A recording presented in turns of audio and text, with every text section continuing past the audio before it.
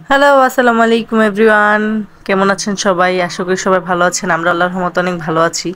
তো সকাল সকাল চুলের জন্য কিছু করে নিলাম, কারণ আমার অনেক দিন যাবত চুল পড়ছে। এখানে আছে মেথি, সারা রাত ভিজিয়ে রেখেছিলাম, মেথি পানি, আর হচ্ছে অ্যালোভেরা টুকরো করা, আর পেঁয়াজ, এগুলো আমি একসাথে জাল দিয়ে নিব।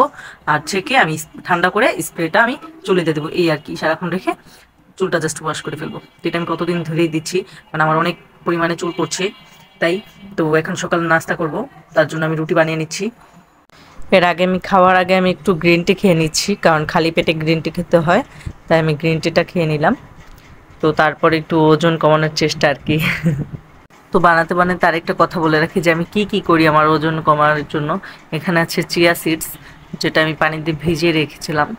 আমি সবসময় মনে করি যে আমাদের খাবারের পাশাপাশি আমাদের একটু ওজন কমানোর প্রয়োজন আছে, কারণ আমাদের যত বয়স হবে তত আমরা ওজন বেড়ে যাবে, তাই আর কি ওয়েট কন্ট্রোল করার চেষ্টা করছি, এই আর কি। তো এখানে সকালের সারফারাজের জন্য আমি একটু নাস্তা করে নিলাম, ওর জন্য একটু নুডলস রান্না করে নিলাম, ও একটু নুডলস খাবে। আর এখানে হচ্ছে আম্মু আমার জন্য রুটি বানাচ্ছে, আমি একটু ভিডিও করছি। আর সারফারাজের জন্য একটা পরোটা ভেজে নেবো, সেটা হচ্ছে চিনির পরোটা। সারফারাজের খুবই পছন্দ চিনির পরোটা, তাই আমি ভেজে নিলাম। আর ওর সবচেয়ে বেশি পছন্দ হচ্ছে চিনির পরোটার সাথে একটু ড্যানিশ দুধ মিশিয়ে যদি আমি ওকে দিই, তো এটা খুবই পছন্দ করেও। আর নুডলস ভালো করে খাচ্ছিল না, তাই আমি এটা ওকে তৈরি করে দিচ্ছিলাম। আর সারফারাজ তেমন কিছু খেতে চায় না, তাই আমার কাছে খুবই খারাপ লাগে। তাই ও যা খেতে চায় সেটা বানানোর আমি চেষ্টা করি, তো এটাই দিচ্ছিলাম আর কি। ও শুধু একটু ক্রিমটাই খাচ্ছিল, দুধটাই। তো আমি খাবার খেয়ে নিচ্ছি, সকালে নাস্তা করে নিচ্ছি, আবার একটু দুপুরের প্রসেসিংও করতে হবে রান্না বান্নার জন্য। এই তো আমার শ্বশুরে সকাল সকাল বেগুন আর সিম নিয়ে আসছিল, টাটকা শাকসবজি, আর এখানে হচ্ছে পাট শাক। তো এই কাটাকাটি করছে আর আমি একটু ভিডিও বানাচ্ছি। মাকে বললাম যে মা কাটাকুটি করেন। আসলে মা কাটাকুটি করে আর আমি রান্না বান্না করি, এই আমরা দুজন মিলে একই কাজ করি, মানে আমরা দুজন মিলে একসাথেই কাজ করি আর কি। আর এটা হচ্ছে সরপুঁটি মাছ, বড় সাইজের সরপুঁটি এনেছিল, তো সেইগুলাই আর কি ভাজবো, ভেজে আমি সিম দিয়ে আলু দিয়ে রান্না করব। এইগুলো শাকগুলো ধুয়ে নিচ্ছি। আসলে আমরা যে পরিমাণে কাজ করি সকাল থেকে রাত পর্যন্ত, সেটা কিন্তু সবাই দেখে না। আর কার কার সিম পছন্দ সবাই কমেন্ট করে জানাবেন। আর আমার কিন্তু সিম খেতে খুবই ভালো লাগে। আর টাটকা শাকসবজি যখন, মানে নতুন নতুন শাকসবজি আছে, সিম দিয়ে আলু দিয়ে সরপুঁটি মাছ, এখানে লবণ হলুদ মেখে নিচ্ছি। আর আজকের ওয়েদারটা কিন্তু খুবই জোস ছিল, 2-3 দিন যাবত অনেক বৃষ্টি আসছিল। তো বৃষ্টির যে আবহাওয়া, এটা আমার কাছে খুবই পছন্দ। আমার বৃষ্টি সিজনটাই খুবই ভালো লাগে, ঠান্ডা ঠান্ডা পরিবেশ থাকে, তো আমার খুবই ভালো লাগে। আর আপনাদের কেমন লাগে বৃষ্টির সিজন অবশ্যই কমেন্ট করে জানাবেন। তো এই তো আমি রান্নাবান্নার কাজগুলো শুরু করছি। তো প্রথমে আমি এইগুলো ভালোভাবে মেখে নেব। অনেকক্ষণ পর্যন্ত মেখে নেওয়ার পরে আমি একটু রেস্ট রেখে দেবো। আর এবার কড়াইতে পরিমাণ মতো তেল দিয়ে দিব, আর হচ্ছে পেঁয়াজ কুচি দিয়ে দিব, কাঁচামরিচ কুচি দিয়ে দিব। তো মা এবার শাক রান্না করবে, পাট শাক। তো তার হাতের পাট শাকটা খুবই ভালো লাগবে, সিম্পল হলেও খুবই মজা লাগে আমার কাছে।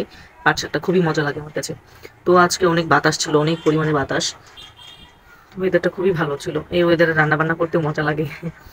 আর গরমের সিজন থাকলে, যেমন গরম থাকলে মনে করেন রান্নার কাছেও আমার আসতে মন চায় না, তারপর রান্না বান্না করতে হয়, স্বাভাবিক, নিজের সংসার বলে কথা।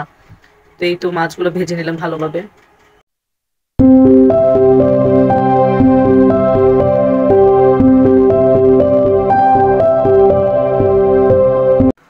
এখন দেখাচ্ছি ভেজানো চিয়া সিড দিয়ে আমি কী করবো।